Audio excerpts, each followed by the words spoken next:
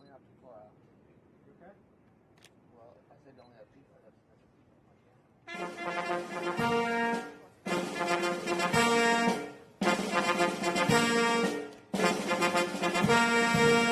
Distinguished guests, the President of the United States, accompanied by Kezia Rodriguez.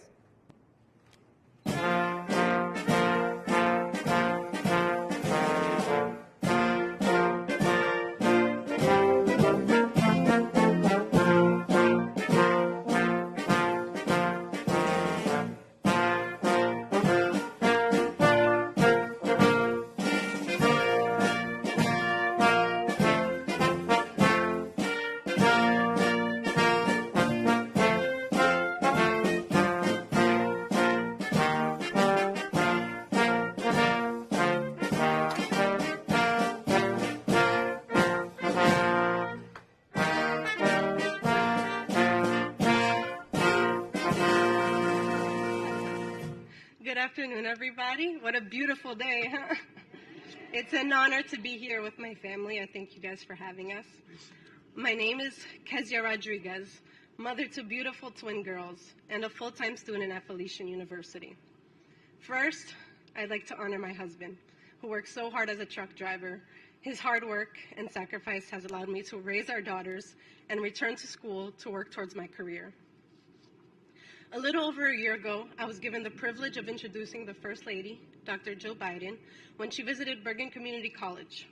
I was able to share my experience as a student parent with access to free childcare. I am so thankful for all the support I received, including fundings provided under the American Rescue Plan that allowed me to have access to free childcare while working towards my associate's degree. I was able to complete my degree with honors, all while my daughters were being cared for. Now, though, while working towards my bachelor's in the science of nursing, we're in the same position as most families, trying to find affordable care that is safe while juggling work and school obligations. All you need to start a fire is a spark. My family was that spark, and free childcare was what allowed my fire to continue to burn. The greatest part is seeing the pride reflected on my daughters' faces. I want them to see that you can truly achieve anything you set your mind to. They said they want to be doctors so they could work with mommy, so I guess it's working.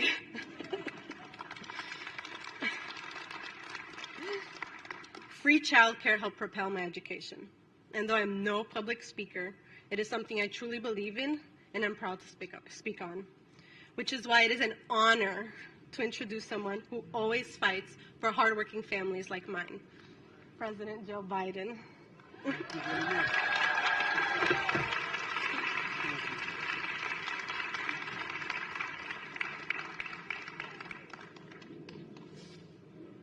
Well, thank you, Kezia, and thank you for the introduction.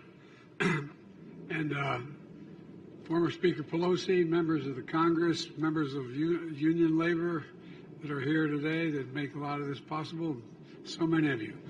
Thank you for being here. The Vice President is in Nevada today fighting for reproductive rights for women, but I know she wanted to be here as well because this is an issue she's worked on her whole career. And I want to thank members of the Congress who have spent decades in the trenches fighting for this issue. I want to thank the advocates and the proud union members who are here. Without you, none of this progress, in my view, would be possible. And by the way, that's why every worker needs to be free to make the choice to join a union.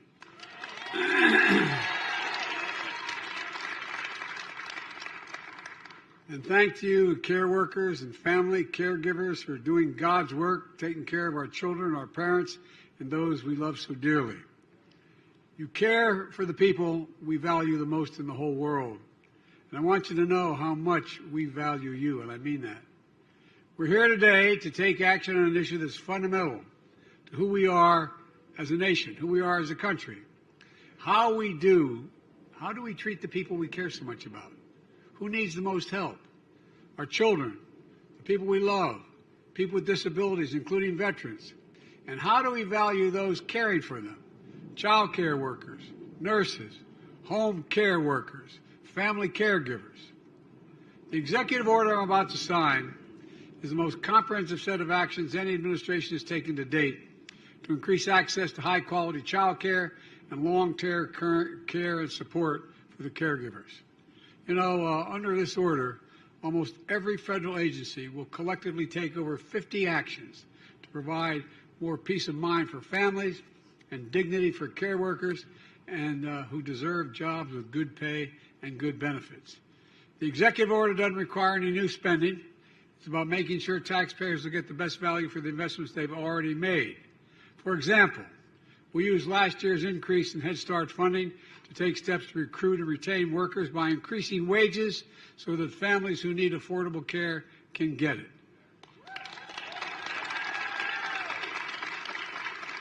Like I called for in my State of the Union address, we're going to improve long-term care by strengthening staffing standards at nursing homes, and I also instructed the Department of Health and Human Services to figure out how home care workers can get the pay they deserve with the money already allocated.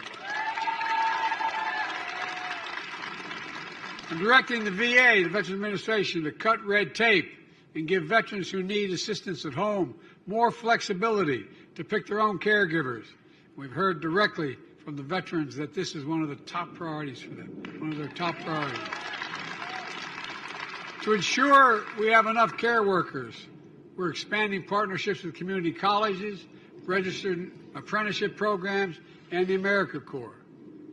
You know, more than 1 in every 5 adults is a family caregiver.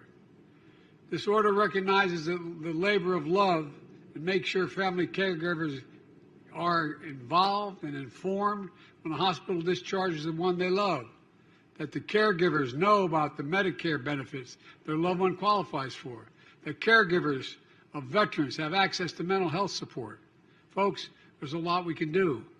We're doing all of this. Why? Because right now the cost of care is too high.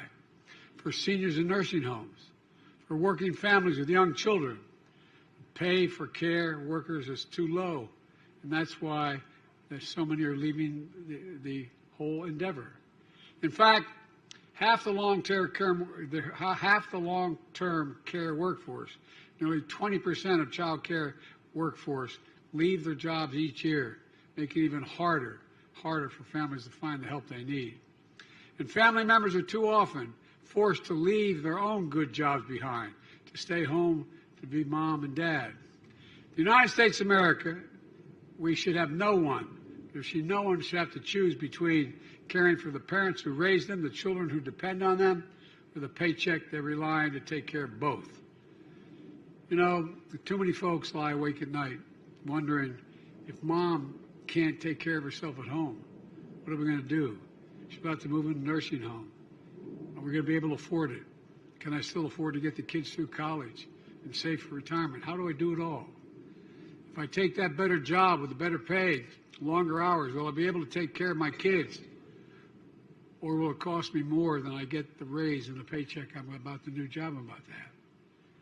If you live in a major American city, you can pay more than $17,000 a year, as all of you know, per child for child care in order to be able to go to work. And for a lot of families, that's more than you pay for your rent, your mortgage, or the college education of your children. You can all imagine a young couple expecting their first child, thinking they should be really excited, but instead they're a little bit scared. They've already need 2 paychecks to make ends meet now, but they're going to be able to do it. They're going to be able to do it and keep the job, or they're going to be able to afford child care when the baby comes. Meanwhile, long-term care costs for the elderly or people with disabilities are up 40%. The costs are up 40% over the past decade. Some of you have had to spend your own retirement savings to care for your parents. Imagine, Dad lived in a house his whole life, but he can't manage his own house anymore. He has trouble getting around. He needs just a little help to stay home, someone to just deliver the dinners, just to be able to shovel the sidewalk, etc., just to be able to stay where he was. Who's going to go tell Dad? You probably had that conversation, some of you. Who's going to tell Dad? You can't stay in the house. You can't stay home anymore. You've got to go to a nursing home. Millions of Americans are stuck in the middle, and part of so-called sandwich generation, caring for young children and elderly parents at the same time. It's overwhelming. I get it. I was a single parent for 5 years with 2 young children after my wife and daughter were killed in an accident. Thank God I had family to rely on.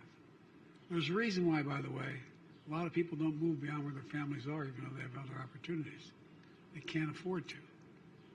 My sister, my brother, my brother-in-law, my mother, they all chipped in. My sister and her husband gave up their home and moved into where I lived just to be there, to help me with my kids. Folks, you know, I couldn't have done it without their help. I couldn't have made it. And I was making a good salary. I was making, I think we got paid $45,000 a year then. And that was more money than I ever made in my life.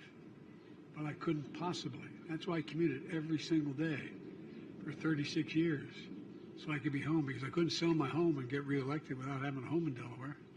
Couldn't move down here and afford it. But I had a big family. I had help. I often ask myself, what in God's name would I have done? Not a joke, had I did not have the family I had. Over the years, Jill and I took care of both all 4 of our parents. Well, they didn't have to take all 4. One died suddenly. But my point is, we were with our parents to the very end. We could do it. We could afford to do it because of where we were, and we had the housing to be able to bring them in. We understand. In the pandemic, we made even clear just how hard it is for millions of working and middle-class families to provide care for their families. It's not just how important the care economy is to the entire economy. It's when people have to leave the labor force and can't enter in the first place because caregiving responsibility. They can't fully participate in the economy. And that drags down the whole nation's productivity and growth overall. Care work is demanding, as many of you in this audience know. It requires serious skill, but these workers are among the lowest paid workers in the country. As soon as I got in office, I signed the American Rescue Plan to help millions of families afford child care.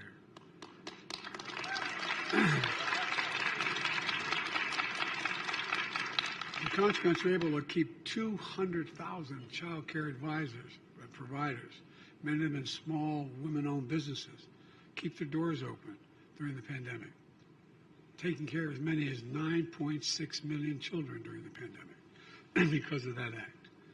1/3 of child care providers said they would have to shut down for good without the help. Instead, the American Rescue Plan helped them stay afloat, and in many cases, increased pay for the child care workers.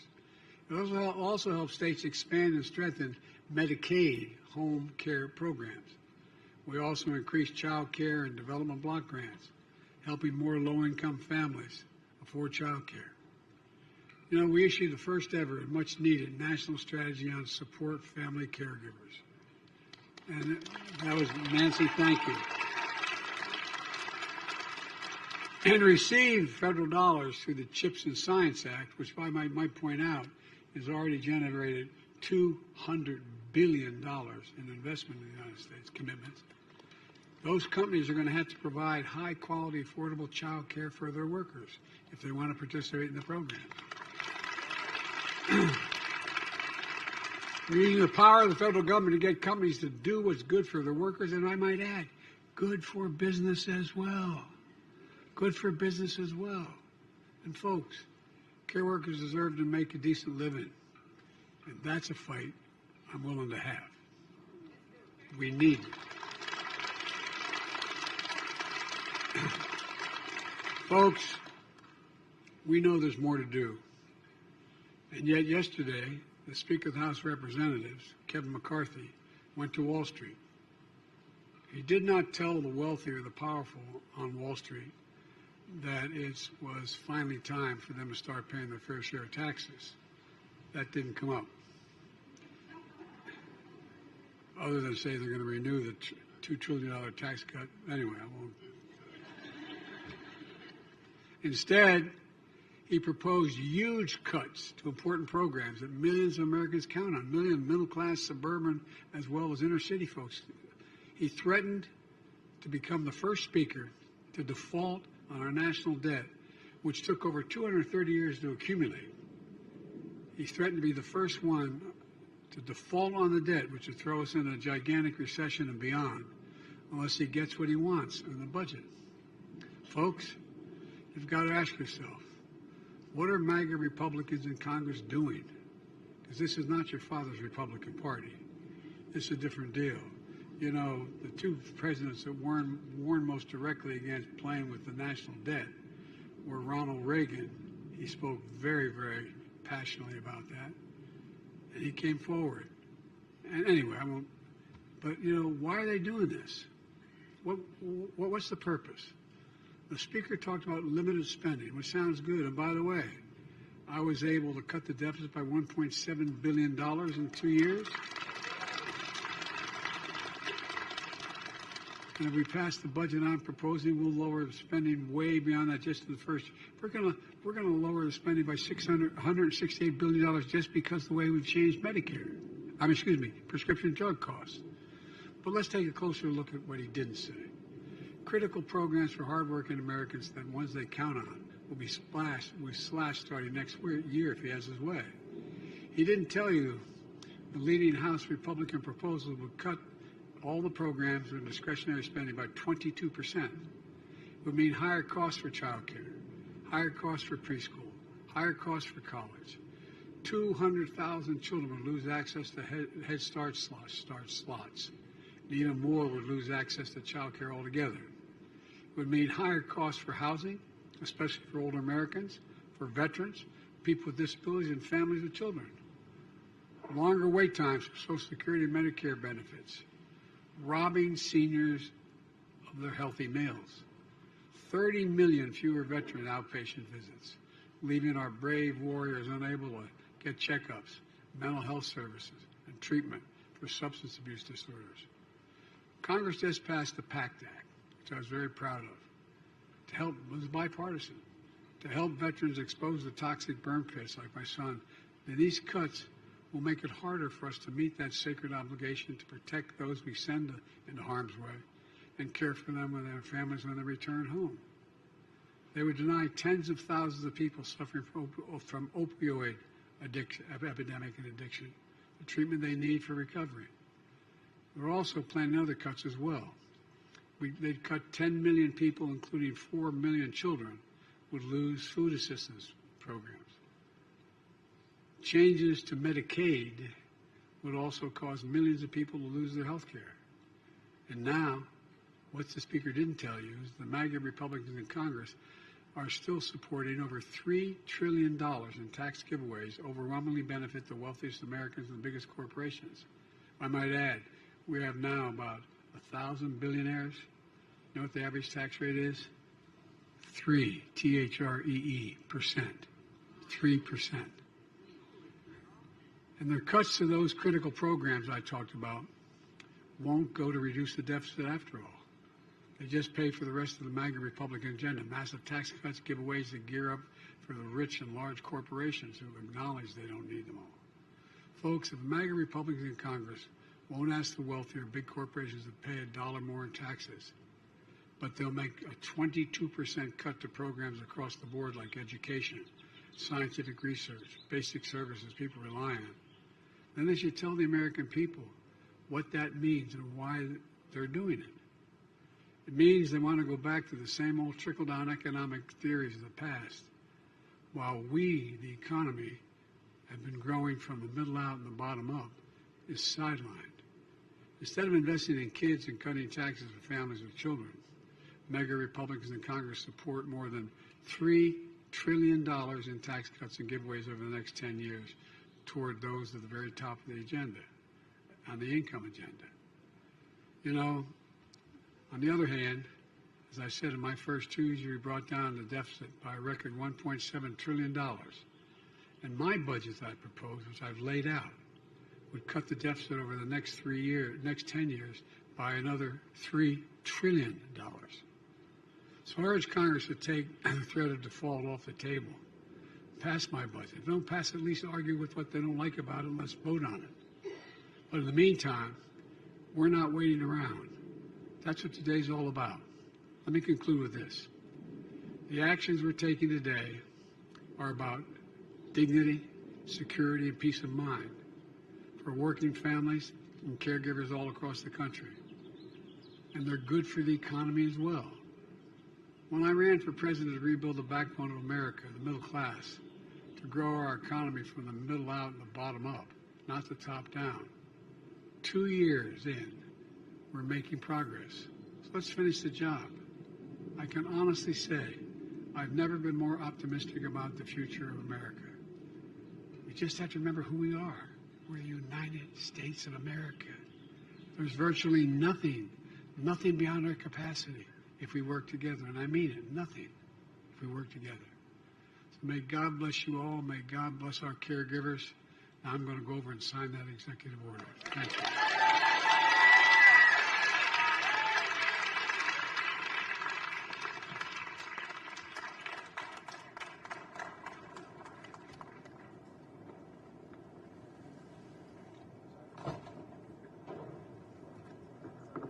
Good to see you, man. Good to see you, President. How are you, sir?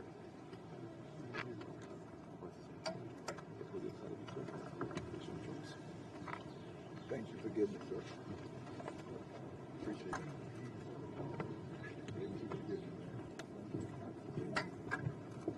Hey, buddy. Hey. Come on. Thank you. All right.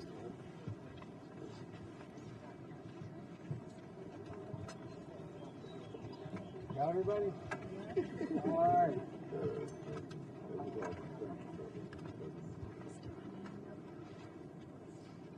About to sign executive order increasing access to high quality care and supporting caregivers.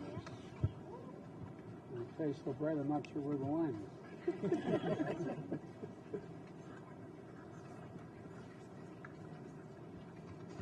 There you go.